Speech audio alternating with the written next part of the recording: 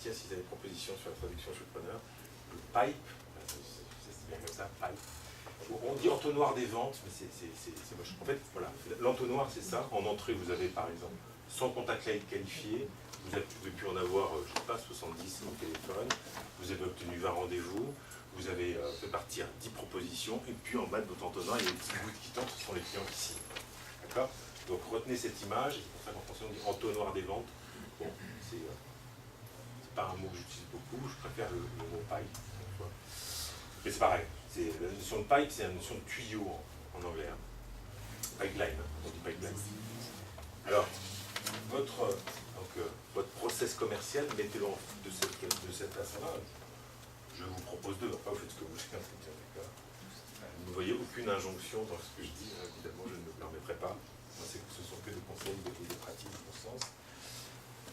Voilà. Première étape, c'est le nombre de contacts qualifiés. D'où l'intérêt d'avoir une base pour pouvoir recenser, voilà, j'ai dans ma base 150, 200, 500 contacts qualifiés. Contact qualifié, c'est un nom, un prénom, un numéro de téléphone, un mail éventuellement.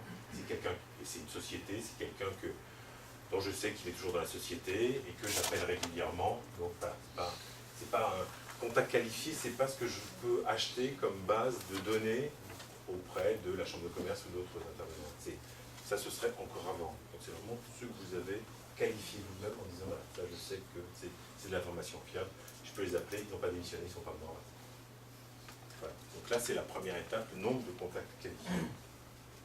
Donc, ce qui est associé au nombre de contacts, c'est les appels et les relances que je vais devoir faire pour parler à ces contacts et pour avoir des informations d'eux. Deuxième étape, on passe cette fois-ci à l'étape de prospect. Les contacts, j'ai aussi des prescripteurs, j'ai tout ça. Les prospects, c'est ceux qui... Un prospect, c'est quelqu'un qui potentiellement m'achètera quelque chose un jour. D'accord? Et là, l'idée, c'est vraiment de quantifier. C'est important de quantifier. Ce process industriel, ce process mécanique, c'est aussi parce que je sais à tout moment où j'en suis. J'ai 25 prospects bouillants.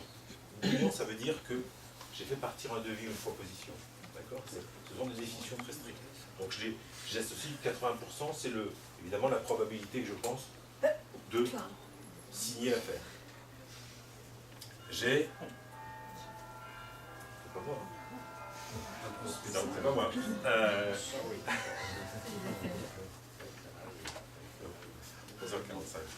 J'ai X prospects chauds. Hein, le X, c'est j'ai 24 prospects chauds dans ma base.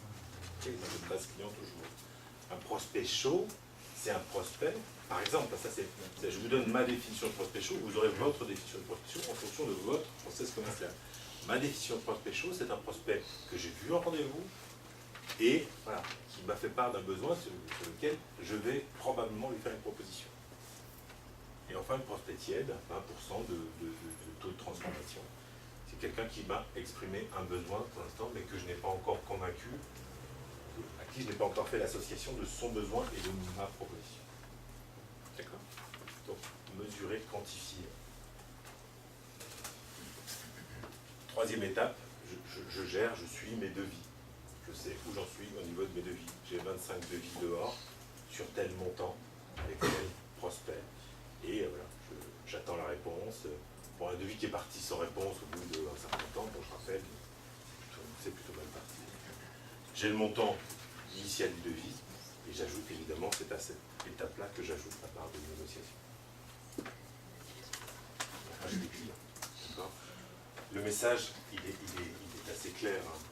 Donc, j'ai, d'une part, ici en haut, ça n'est qu'une question de taux d'appel, c'est-à-dire effectivement qui je vais appeler, combien je vais en avoir au téléphone, est-ce que c'est facile de l'avoir. Là, je vais me poser la question de à quel moment il faut que je l'appelle. Et puis de rigueur dans le fait que, voilà, j'ai dit que je l'appelais demain après-midi, ou tout à l'heure à 14h, je l'appelle à 14h, plutôt le taux d'appel. Et ici, on est dans la notion de taux de transformation. Donc, piloter. Piloter, ça veut dire mesurer, quantifier, suivre, et pouvoir dire à tout instant, ou à la fin de tout instant, pas forcément en temps réel, mais à la fin de la semaine, voilà où j'en suis de mon process commercial, voilà où j'en suis de mon pipe commercial.